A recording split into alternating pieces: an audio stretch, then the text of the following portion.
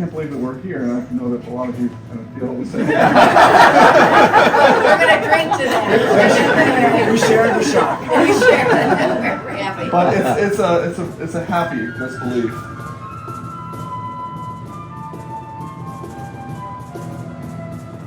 So when Dad told me, it was a shock.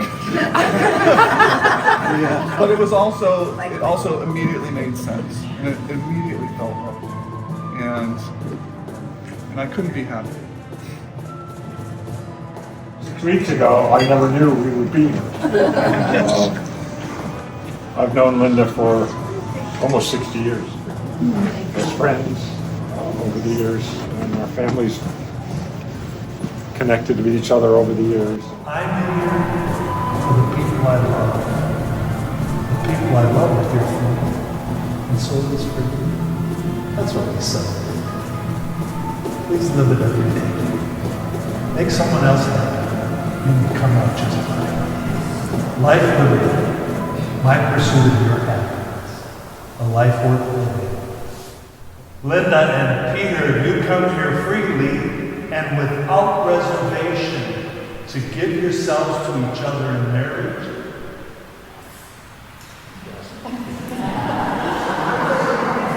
Yes. Now, Peter, you get used to that because she'll be prompting you quite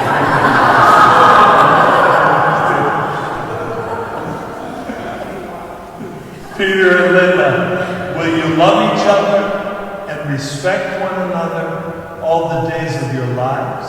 Yes. One of the things that is hard after your spouse dies is learning to live on your own. Linda, take this ring And it's not a lot of fun as a sign when you've spent 50 plus years with somebody. of my And half of you is gone. Half of that person is gone. All the memories, all the associations is gone. Peter, take this ring as a sign of my love and of my Linda is somebody I've always admired. I've always been in awe of her energy, of her organizational skills. Who else could pull this off in a moment? Yeah, Linda. Nobody. We're all in awe. more music, during which you will pray for them, and I will altar them. May the road rise up to meet you. Take this all of you to drink. May the wind always be at your back. May the sun shine warm upon your face. The rains fall soft upon your fields. And until we meet again, may God hold you in the palms. Oh, beautiful. Hi. Much love from Claire. Gracious God, you are the creator of all the universe, but you made And I us. die, which I will do, wear black for a month or two, then look around and find someone new. lives.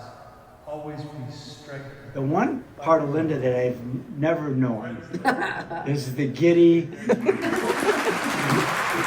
that's in love.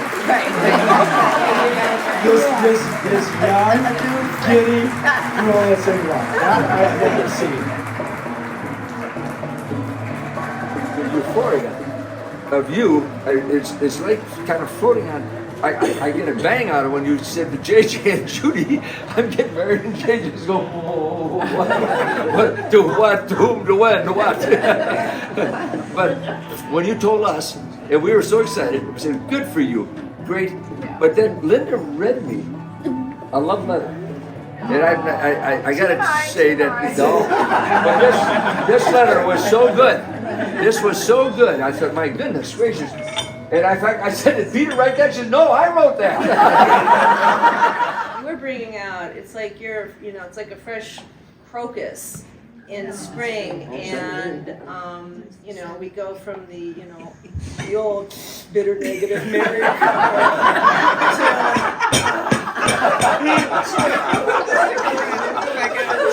couple to this freshness, and it is really, really wonderful. And so I want to thank you, because I'm seeing a part of my mother I've never really seen before, and it is quite. And it was not a surprise to us at all that you and your wife Carol and Jack and Linda were close friends all those years, ever since the Georgetown days. And then to hear later that Linda, having gone through what you went through with Carol, she went through with Jack. And to bring that commonality to this marriage gives you both a better perception of what it means really to pursue the happiness of the other. And you have both done that in your respective lives, and now I know you will continue to do it in this life together. We cannot be happier than to have heard that news. Shocking, yes. Surprising. But I feel so lucky to be married to Peter. I am nuts. I haven't felt so giddy. Peter and I have talked for the last month, 5 hours a day, 1 hour business, 4 hours. That's why I can't get a hold of you. Nonsense, I can't even tell you what we talk about. Put it painted. Yeah. But there were some things that I heard from Peter that made him especially attractive. One, these are things I never heard in 56 years of marriage to Jack. I like to cook.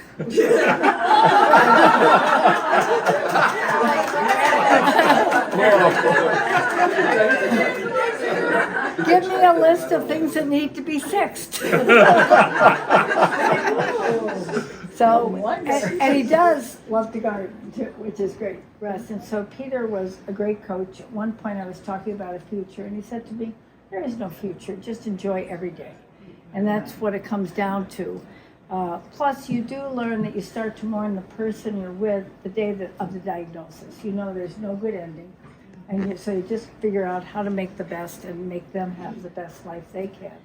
Sent it to Georgetown, said this is to be done anonymously, but call Jack in the hospital and tell him the contributions have come in and he doesn't have to make any more calls.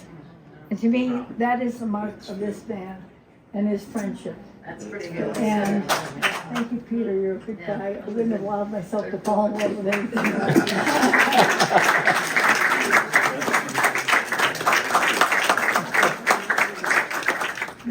But what I have particularly experienced and enjoyed is the quality in Linda. It says, that can be a little bit better. Yeah. Let's check that detail. Let's chase those other travel arrangements. Let's just make it one more dimension of richness. Don't give up. Pick another guide. Change that airplane. Change that flight 8 times. Go where you can. You know her quite well. That is correct. But for each of you wonderful young men in front of me, if you've got somebody in your life who says, do it a little better, you got somebody special. And I've known the Hoeschlers quite a bit, and I'll tell you, Peter, you got to draw boundaries with them. Counselor, I call Linda a professional counselor. If you want to get some real information, you go to this woman and you get it. And you'll get the facts and it'll work, believe it. I mean, she's got great, knowledge, obviously, and it's been so helpful to me. I can't thank you. And of course, Jack, too. And now that we have Peter in there, it's all a good transition and a nice coming together. I think it's wonderful.